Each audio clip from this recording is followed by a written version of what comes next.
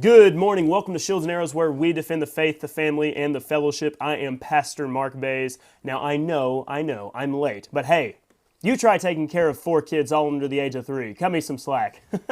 Well, thank you so much for your patience. It is great to be with you on this, well, it's Thursday already. Thursday morning, yes. And we have a number of things that I want to talk to you about. Excited to get to. I'm excited for this episode because I think there's some important principles that we're going to be discussing today. And so with that, let's talk about first and foremost, North Face. So the North Face is obviously a pretty major clothing company, and we've talked about them before. They are, of course, just one of the many woke companies that has continued ever so often to come out and support the LGBTQ ideology, the movement, fill in the blank. I'm just telling you right now, if you still are buying things from these companies, we need to stop, okay? Whether it's the North Face, Nike, Adidas, I mean, all the big brands. Pretty much if you go into the major department stores and you see these clothing companies, you need to stop buying them. And I know that's tough. I know it's tough, but you got to start looking and figuring out what companies are not completely against everything we believe in. And I'm going to give you some help today. And I do not get any endorsement, obviously, from these companies. I'm just simply going to share with you what I know. So, first of all, let's talk about jackets. When it comes to buying like outerwear, of course, we're getting into the springtime, but you can find some good sales. The North Face is obviously out, Patagonia out, all of those. So Carhartt, remember, they pushed the vaccine, so we really don't like Carhartt anymore. Duluth Trading has been pretty silent on a lot of that stuff, as far as I know. They're probably okay. Now, if you really are willing to spend some of the extra money, I'm going to give you some alternatives. And they are American-based companies. One of those is a company called E.58 Design. Now, they make more of kind of your, I don't know, tactical type clothing, but they make some normal stuff. So if you look up E.58 Design, they are a pretty good company to go with. Another company is Titanica. Now, their stuff, you know, they make some jeans that are pretty good. I have some of their jeans. They've got some like hoodies and things like that. So that's somewhere you can check out. Once again, these are American made, so you'll get some sticker shock if you go to take a look at them. And I know there's some other companies as well. So maybe you can go to like the, what is it, Public Square? I think that's a website that has some good American-based companies. But go out and search, find those companies that do not hate you and everything you stand for. So there's a few ones. Mountain Hardwear is another outdoor clothing company that, to my knowledge, hasn't publicly supported all that stuff. You also have companies like Cool, K-U-H-L. I'll show you Cool. They're pretty cool, I think. KUHL.com. It's kind of some of the city slickerish type clothing, but they have some nice stuff, some flannels, some outerwear. You can substitute your terrible North Face stuff for some cool clothing. And I like their stuff quite a bit. I've got some of their shirts, and the missus seems to approve, so that's what ultimately matters. But search out and find companies that do not hate you and hate your values. Now, when it comes to shoes, here you go. I'm going to give you some shoe advice here, because Nike obviously is terrible. A company called Go Ruck, they make backpacks. They actually have some shoes. And if you're just looking for some decent tennis shoes for a decent price, now I know everything's expensive, but these shoes are pretty good. Here you go. Here's you some shoes. Once again, and I'll give you the disclaimer, obviously we're going to have issues because the internet is just not my friend, but we are recording, so I'll upload this later if everything fails, because it probably will fail. But here you go. Here is your Go Ruck shoes that you can observe, and you can pick out colors that you like, and they've even got some boots and things like that. So find alternatives. This is how you fight. You fight with your wallet, all right? That's how we got to do this thing here. Money talks. Give your money to those that actually stand for your values. So there's just a few recommendations right there that you can obviously go out and you can support. Okay, now moving on from there, let's talk about dark matter. So dark matter, this has been a recent post on earth.com. And dark matter was supposedly this matter that you could not detect with any metrics that we have. And they basically came up with the theory that, hey, celestial bodies, planets, stars, fill in the blank, they don't work the way we think they should based upon our understanding, because man clearly thinks that we have a whole lot of wisdom and a whole lot of knowledge. So what do we do with that? Well, they have theorized that there must be some kind of dark matter that's indetectable, which explains why things work the way they do. It's kind of that magic number that they plug in just to make all the math work out. And surprise, surprise, a most recent study is that dark matter does not actually exist. And then, of course, they add in the universe is 27 billion years old. Who knows exactly what that means? Maybe dark matter does exist, because they're wrong on the fact probably that the universe is 27 billion years old. Once again, we talked about the gap theory. Maybe the gap theory is true. Who knows how old the age of the earth and everything was prior to all that? I have no idea. You have no idea. But I'm not going to go with 27 billion. With all that being said, this is just the point I want to make. It is so silly for us to put a whole lot of stock in what mainstream science says. Science has really only been beneficial in about two areas. Those have been engineering and medicine. And medicine is kind of debatable because there's a whole lot of medicine today that is absolutely useless and pointless. For example, the various, we could talk about certain vaccines all day long. We could also talk about the issues of birth control, hormonal treatment, hormonal therapy, all of that. So medicine has some things where it's done good, and then it's also had some areas where it has really, really dropped the ball. So when it comes to that, science, why are we putting a lot of stock in it? This is why Christians need to stop being so intimidated by the supposed age of the earth, the supposed evolutionary theory. Stop being intimidated. They have no idea what they're talking about. Give it a few years, maybe a couple decades, maybe a couple centuries. If the Lord hasn't come back and got us yet, they'll have some new theory. They are going to have some new idea that they are pushing, some new idea that they are promoting, and that's just the reality of the situation. That's just the way it is. So stop being intimidated by it. They're going to continue to have their silly theories that they're going to push, that they're going to promote, and you and I are going to still continue to study the Bible, because no matter what man says, we'll always look at the first words of the Bible, and it's going to say, in the beginning God. In the beginning God created the heavens and the universe. That is what we're going to stand on. That's what we're going to put our trust in. And I created a bell curve. I'm going to show this to you. I am known for my bell curves that I create. I want to show it to you really quickly. And I actually showed this bell curve on my Bible conference session number 2. So let me get this pulled up for you really quickly. And yes, I know, unfortunately, the live stream did stop. I am technically live streaming right now. I know it's frustrating. I apologize. I hate the situation. I'm doing everything I can with what I got. I'm going to get it figured out. But in the meantime, we're doing what we can, and I'll upload this video and you can watch it later on your own time. So let's see here. I want to show you this bell curve. This bell curve, I think, sums up everything so well. And give it just a moment. Here is the biblical interpretation bell curve for you. All right. The biblical interpretation bell curve. This is the line across the bottom here is the level of biblical knowledge. How well of a Bible scholar someone is. Down here you have somebody who is not professionally trained. They have not gone to seminary. They are regular, there's kind of a normal Bible believer. They believe the Bible. They trust that it is the inerrant, perfect Word of God.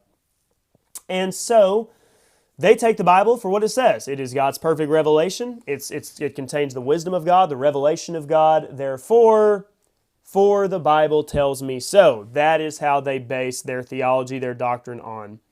And so, that's them. They have not had a whole lot of education. They just trust the Word of God is what it is. They don't have some advanced level of language study, hermeneutic study, systematic theology. They're simply going to take the Bible for what it says. There is this strange zone, though, as we increase in our knowledge of biblical study and understanding, in which the seminary professors and the students believe that they have this ability to read between the lines, that they have this special education goggles that allow them to see the deeper meaning of the Bible. And the Bible is not straightforward according to the seminary professor and these students. And so they will say, although the Bible said X, it really means Y. Even though the Bible clearly says that God created the earth over the course of 6 days, in reality, the Bible doesn't actually mean that. And we can know that because the science of the day tells us the earth cannot be only 6,000 years old. So the Bible really did not mean X, it actually meant Y. Then you get to the serious Bible scholar. They investigate the Hebrew. They investigate the patterns of Hebrew poetry. They investigate the parts of Scripture that are figurative versus the parts of Scripture that are straightforward in what they mean. And they realize that we have to take Genesis for what it says. So the serious Bible scholar circles all the way back around to what the non-formal education, non-professionally educated Bible believer holds, for the Bible tells me so. Therefore, we do not need to allow the scientific theories of the day to intimidate us, to make us bow down in submission to the mainstream views.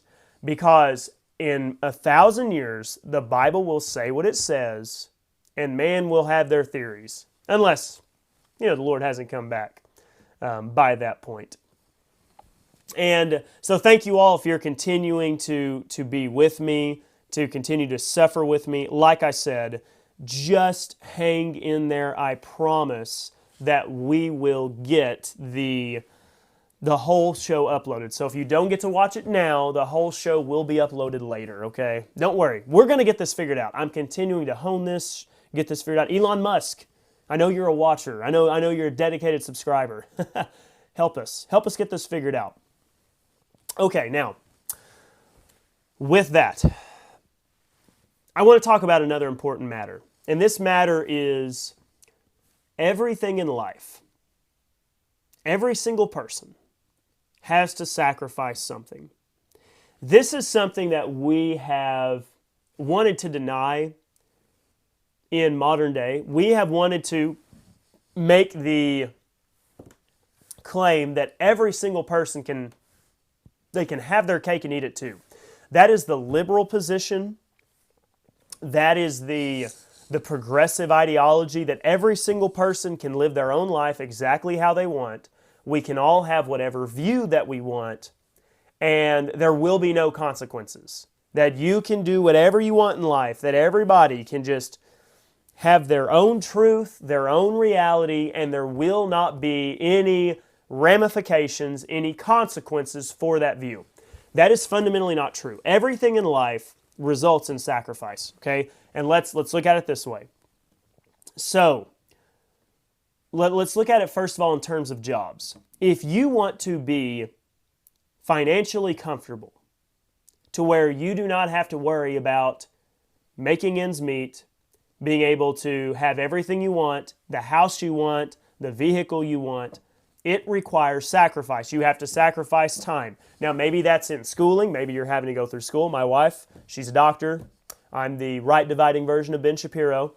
And so she has to sacrifice a lot of time. We have to sacrifice a lot of time. She's at work right now. That frustrates me. I would love for her to be a traditional mom, and she wants that too, but that's just not the world we live in. If this thing ever takes off, then maybe I can make it happen. But she is sacrificing time away from children. She had to sacrifice a lot of time to study and do all this. That's a sacrifice. You do not get to have your cake and eat it too. If you want to be financially comfortable, and you want to have a career, then you're going to have to sacrifice something. Now, here's the other side of the coin. Here's me.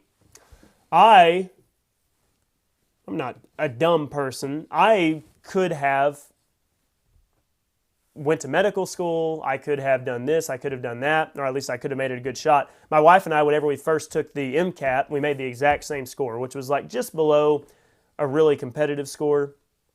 And so if I really would have been serious about it, I could have made myself do it. But that wasn't where my interest lied. I knew that I was wanting to go into the ministry and pursue that. And that was sacrifice. I was sacrificing being in a field where I would make money. The reality is, if you want to pursue what you're really passionate about and do something that you find really meaningful, maybe that is not a job that makes a lot of money. And that was one of my struggles. I really struggled with going into ministry because I know that being a preacher doesn't pay well. And yet, I had to make that choice. Furthermore, I was a bivocational pastor for a time, and to a degree I still am. I have other obligations, trust me, and I have other sources of income to a degree. And that requires sacrifice. That requires time. You do not ever get to have your cake and eat it too. Whenever I made the decision to leave my previous job, because at the time I was a bivocational pastor, I was a public educator and a coach. I coached football, baseball, powerlifting. I did all that. And I knew that if I did decide to commit to ministry full time, at least, it'd be my number one priority. And it kind of was anyways, but it takes a lot of time whenever you have another job. I knew it was going to be a sacrifice. I was going to have to sacrifice my salary. I was going to sacrifice what I was going to be making as a teacher and a coach, which isn't great money, but it helped pay the mortgage. Well, that was a sacrifice. And now I'm kind of operating in this area of uncertainty because I have what the church pays me, but it's not a full-time salary. And then, so this is kind of an experiment. We're seeing what's going to happen with this. Maybe this is going to succeed. I can support my family. Maybe I'll have to find other alternatives. The point is, you're always going to have to make a sacrificial decision. I sacrificed financial security for the sake of pursuing this. This is also true when it comes to other areas in life. There are all sorts of desires that people have. And I'm not talking about matters of work now. I'm talking about worldly desires. You want to travel. You want to have a life of going and doing what you want to do when you want to do it. If you have children, you are sacrificing that. You will not get to just go and do whatever you want if you have children. Now, if you do try to go ahead and do whatever you want, then you're going to be letting your children down because you're going to be neglecting them. And you'll be neglecting your spouse, and then that's how so many marriages fail. Furthermore, men, as we get older, we have the natural tendency, right, to want the latest models. How about that? We can put it that way. You will have to decide, what are you willing to sacrifice? You have to sacrifice something if you decide to stay married, because you're going to continue to be married to the same woman, and she will not be the young 20-something that you married forever. Now, ladies can decide, what are they willing to sacrifice? Are you willing to sacrifice some time to exercise and kind of try to stay in shape? Are you willing to sacrifice some of the sweets, so maybe that helps as well? Or are you willing to sacrifice your physical appearance for enjoying sweets and not working out? Those are all sacrifices, aren't they? And I'm not saying which one is right. Now, I think that we can argue that it's good to be healthy. You should take care of yourself, and so you're not ill due to poor decisions. But the woman will have to sacrifice in that case, one way or the other. And the man will have to sacrifice one way or the other. Is he going to remain faithful to the woman that he married and sacrifice the opportunities that he may have? Because there is this strange thing, as men get older, they are more appealing to ladies because women like experience, maturity, success, things like that. On the other hand, if the man decides that he is going to chase the latest, hottest young thing, then he's going to be sacrificing his family. And at the end of the day, he's going to still grow old and be an old man, and what is he going to have? Is he going to be an old man with a broken family because he made very poor choices? Because he ain't going to be able to chase the young things forever. At some point, you get too old, and they're not going to be interested. So there's sacrifices. You will have to decide, am I going to sacrifice my own desires for the sake of keeping my marriage vows, and ultimately this being the better choice? Because the truth is, when a man cheats on his wife, he's not just cheating on his wife, he's cheating on his children, he's cheating on his family. Every choice requires sacrifice. Whether you're faithful, whether you're not, there's going to be sacrifices. Are you going to sacrifice your own desires, or are you going to sacrifice your family? That is the decision you have to make. Here's some other areas, and this is a big one. When it comes to matters of theology, if you want to appeal to a broad mass of people, you are going to have to sacrifice doctrine. Doctrine does cause division. It absolutely does cause division. So if you want to be a megachurch pastor, you better not preach on doctrines of dispensational teaching, fundamental truths. So, therefore, you will have to sacrifice doctrine. On the other hand, if you want to be a pastor that does defend doctrine, you have to sacrifice, most likely, being able to be at a church that pays you full time. Maybe one of these days I can build my church congregation up to where they can give me a full-time salary. That would be great. I would love that. But I don't teach milquetoast doctrine either. If you are a Calvinist, you will not like my church. If you are kind of a soft evangelical and have a little bit of a liberal tendency, and maybe you kind of have the kumbaya mentality, you will not like my church. If you are a staunch, the church began when Jesus Christ started preaching, and the salvation offer has always been available to man, you're not going to like my church. And that's going to limit how many people will attend my church.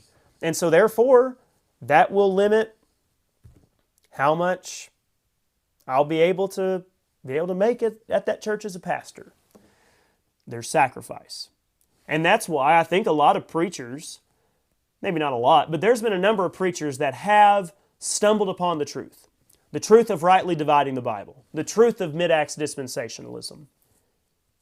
But they chose to sacrifice doctrine for the sake of being able to pastor the big-time churches. They've chose to sacrifice that doctrine. And it's a shame, but it's the truth. It's the reality of the situation.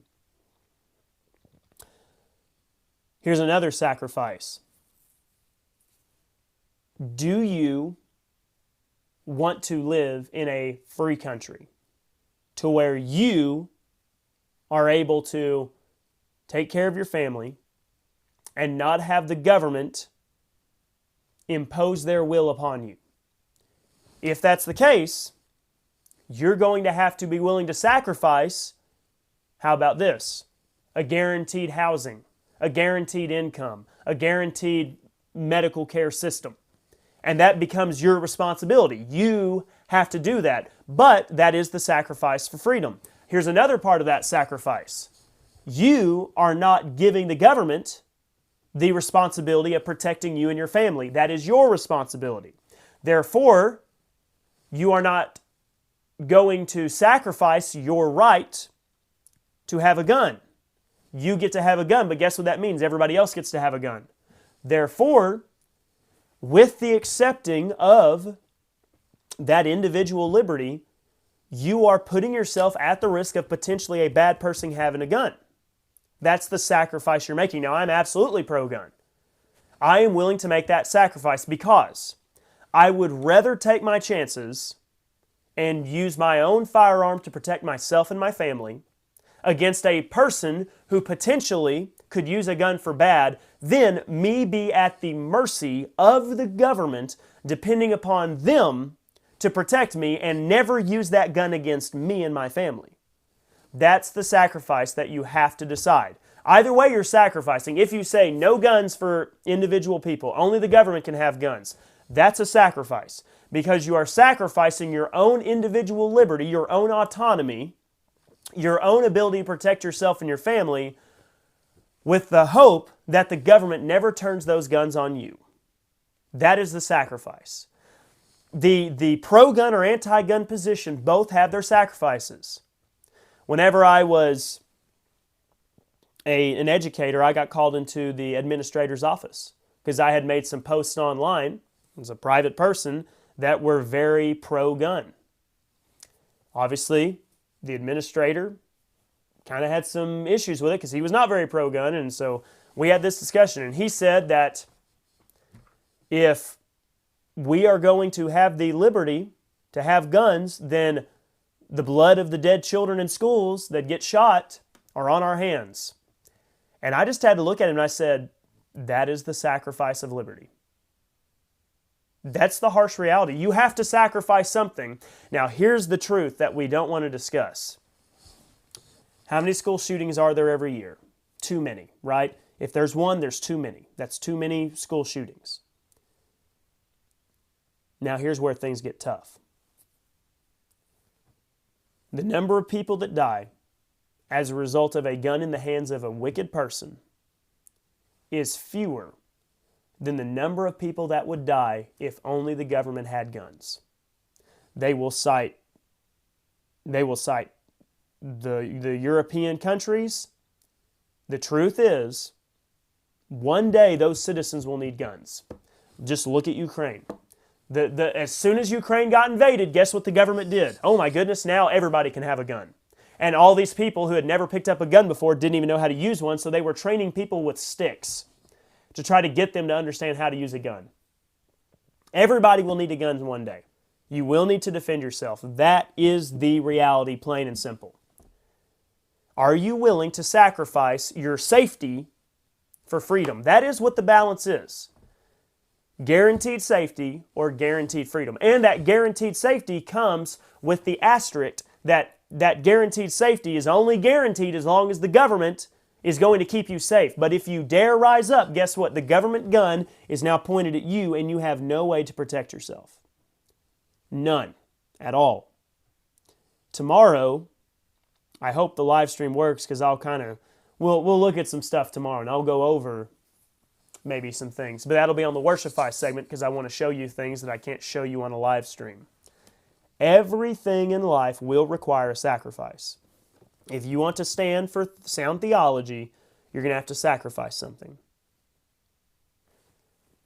That goes back all the way to the garden. Adam and Eve had to sacrifice something. If they wanted to stay in the garden, they were going to have to sacrifice eating of the tree of the knowledge of good and evil. They were never going to get to know what that fruit tasted like. That was the sacrifice they would have to make. If they had decided that, they would have been giving that up. On the other hand, what did they choose to sacrifice? They chose to eat of the fruit and sacrifice the garden and sacrificed eternal life. That is what they chose to do. They sacrificed those things. And the truth is today, for people who have not accepted the gospel, or even for people who have accepted the gospel, you are sacrificing something. You are sacrificing a sense of your own, and this is not in the sense of works, but it is really a sacrifice of your own pride. The human prideful mind wants to claim we have our autonomy, that we can fix our problems, that we have the ultimate authority. To accept the gospel is to accept that you cannot fix the problems of sin and death on your own. It does not matter what technology advances, even if we try to put man into a computer and the mind could supposedly live on forever, it will not solve the problem. They will not be able to correct it. You will not be able to make right what sin and the curse of sin has resulted in the world today. So, to accept the gospel is to accept that man will not be able to fix the problem on their own. On the other hand, to deny the gospel is also to sacrifice, ultimately, the reconciliation and the redemption and of all creation. And we could argue the redemption there maybe is more in the concept of Israel. But there is a sacrifice to every single decision and position. I want to look at some of your comments and see what you have to think on the matter. Dave, you had a question. In Genesis 1, verses 3 through 4, is that where God created the angels and Lucifer?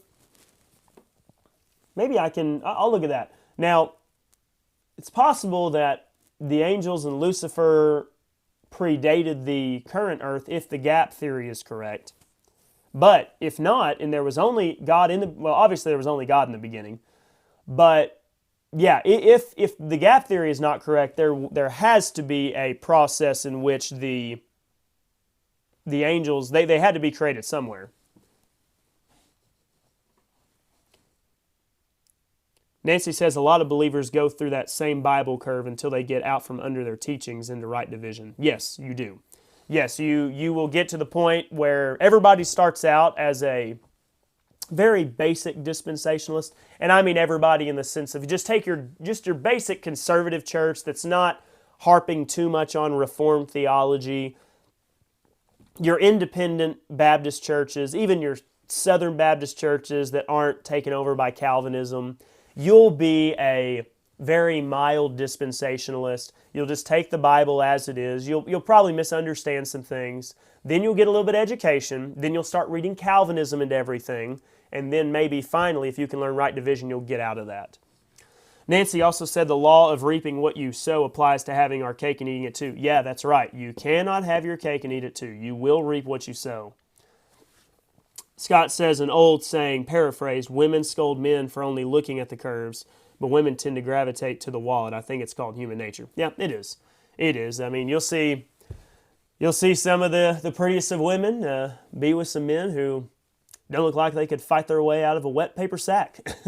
That's always been frustrating. Men who try to take care of themselves, and then some guy who just has money.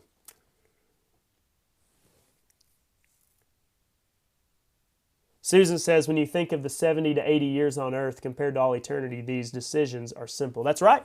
Are you willing to sacrifice the 70 or 80 years that you have on earth for eternity? That's really what it comes down to. And with that, I mean, there obviously is some things that, and here's the thing, you're going to sacrifice those 70 to 80 years no matter what.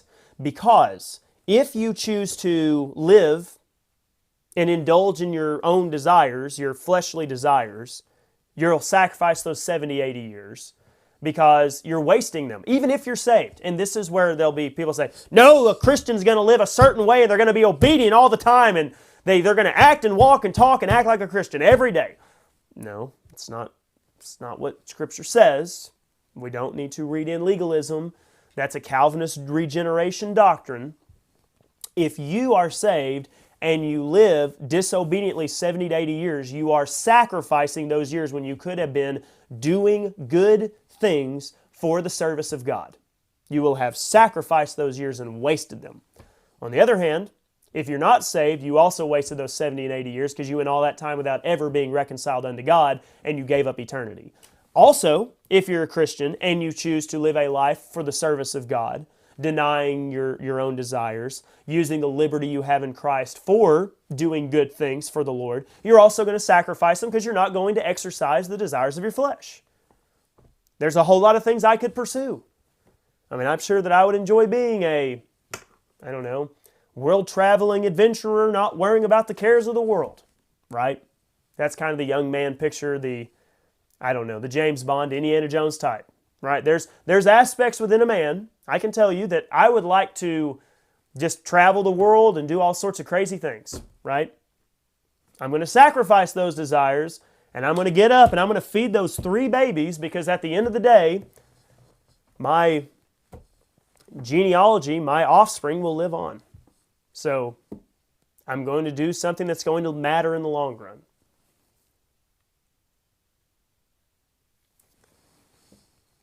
Kristen says some of those sacrifices are not worth it. From someone 25 plus years into a marriage that no one thought would last, it is well worth it. Yeah, absolutely.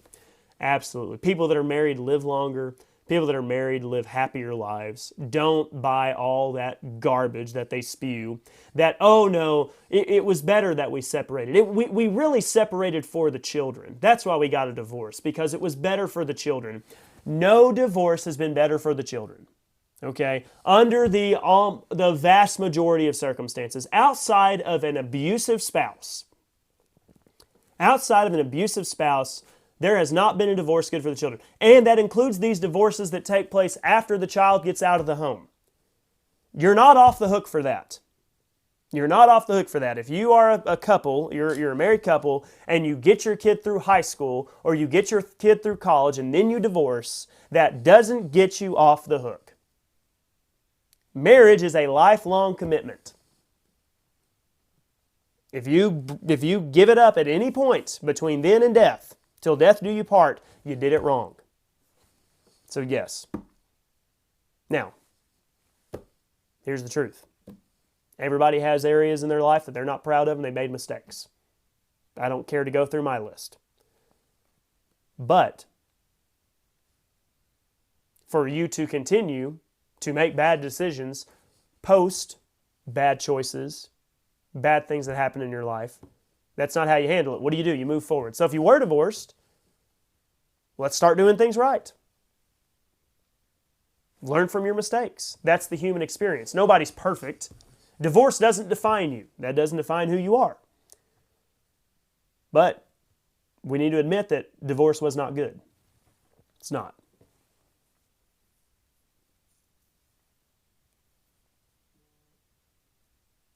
Scott says, I tend to think a way to build a church besides good, right, dividing teaching would be to add in community activism.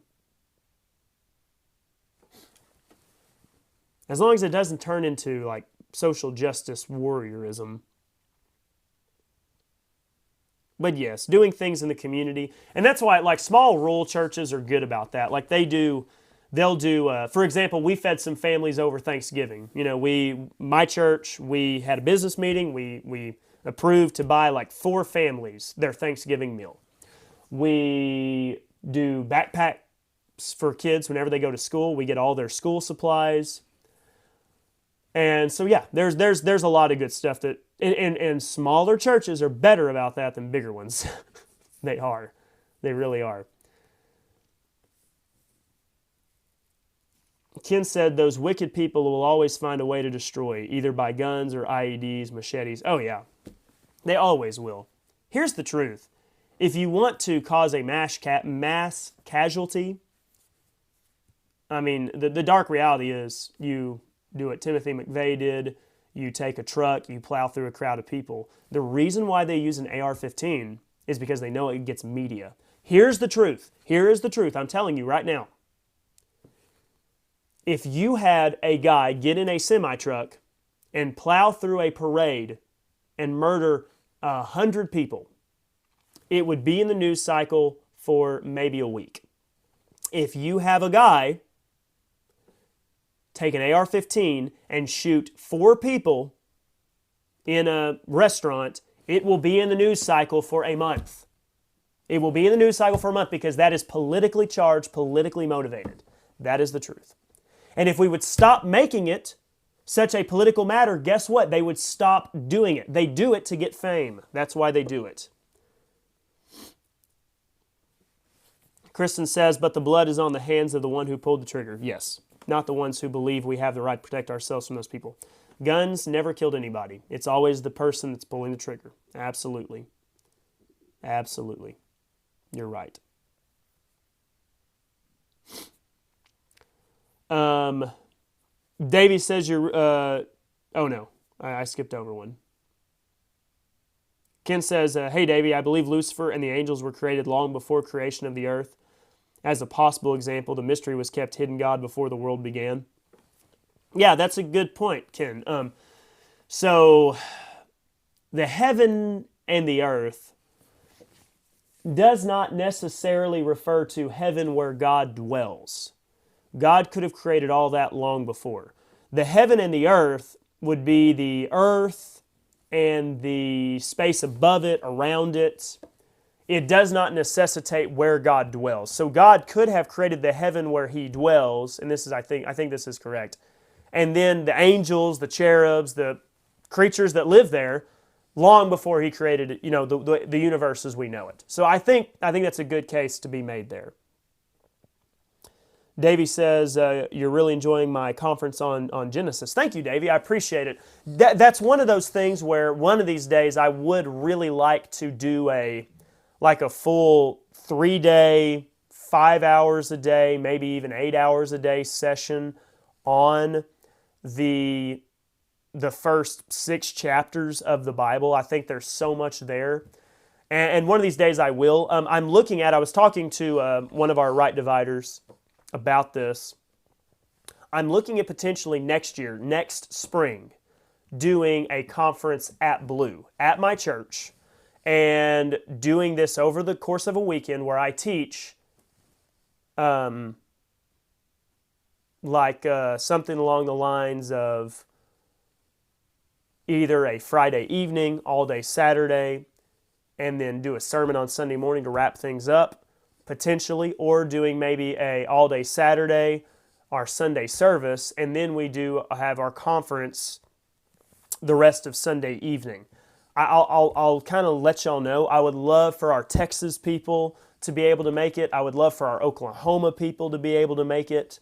I think that'd be a great opportunity that those kind of in the surrounding area would be able to travel. Now, if you live way off and you would like to come, I would love that too.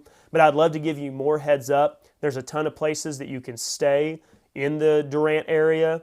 You have there's an RV park very close to our church that you could stay at. You would have a lot of options. But I will work on doing that, and I will announce that no less than probably, I don't know, maybe 4 or 5 months. I know that Dr. White obviously does his big conference in the fall. He actually does 2 big conferences in the fall. But this would kind of be my parallel. So he has the fall conferences. I would offer the spring conference. And I think that would be fun because the session's over, Davey. Unfortunately, it's done. So I only was able to do like 3 50-ish minute sessions, which is not a lot. But it is more detail than a normal sermon if I was to do a sermon. But I appreciate you watching it. Be sure to share it with people. Ken said this was due to the fall of Lucifer and a third of the angels. The mystery being hid, Ken, is that what we're talking about? I do think that the fall of Satan took place no later than Genesis chapter 3, obviously. I think that the fall of Lucifer, and I think a third of the angels. The third of the angels definitely comes into play whenever we have the sons of God and the Nephilim in Genesis chapter 6. So I think the third of the angels certainly had to have taken place at that point within Genesis chapter 6. That's the most coherent view, I think. The third of the angels haven't fallen yet, or have they? Yeah, Davey, I think they did. I think so. Ken agrees. They've already fallen. All right. Well, here's a question for you, and I'm going to give the chat a moment. Do you want to go ahead and do a special Worshipify segment right now, where I give you about 30 seconds a minute to do the Worshipify segment? What do you think?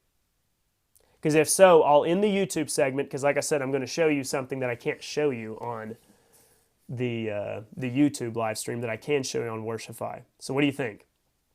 Do you want to see it? I'm going to give you approximately 2 minutes to vote. And if you vote yes, then I'll end the YouTube live stream and I'll go over to Worshipify. If you would rather wait for Worshipify, or if you'd rather wait for Friday, then I'll wait for Friday.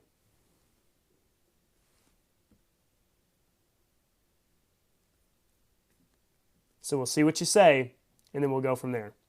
Kristen says that you overheard you guys discussing the youth not having a good spring conference. I think you would be an excellent candidate to start something like that. Oh yeah, talking with the young man that's filling in for young man. It's funny. He's like probably 7 years younger than me. But the young man that Yeah, that would be something I could consider doing. I'm not great with youth, I feel like. I don't know, because I'm too old for my own age. But yeah, I could certainly try. I don't know. I have fun with Kristen's daughters though. They're pretty fun to because I'm a big brother, so I just harness my big brother persona. All right, I've got 2 shores. All right, now I know the ones that are still watching. I need Nancy. Nancy, I need your vote here. I need Nancy, Scott. Let's see here. Come on now, those of you watching, got to get those votes in. I got to have 50% of the people give a vote.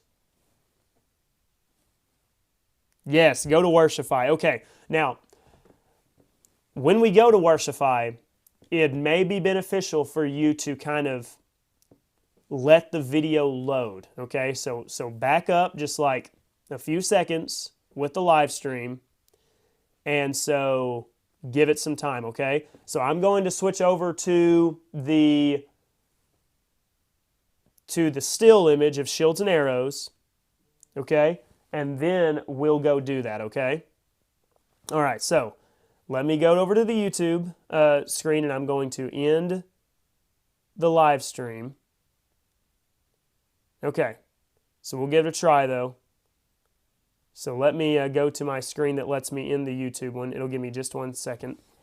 It'll take me just a second. Got to find where I was on YouTube. Okay, all right, YouTube, I'm getting ready to end the stream, okay? All right, so YouTube, I'm going to end the stream, and then we're going to go to our still, but we'll continue to be streaming on Worshipify. Okay, here we go. And I think this will work. If it shuts off Worshipify, then we'll fix this and try it again tomorrow. Okay, here we go. So go over to Worshipify, worshipify.com. Okay, worshipify.com.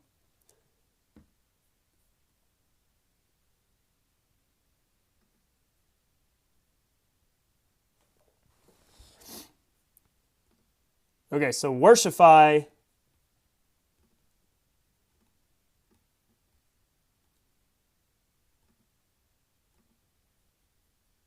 Okay, looks like we're still doing good. So if you can hear me, give me just a moment.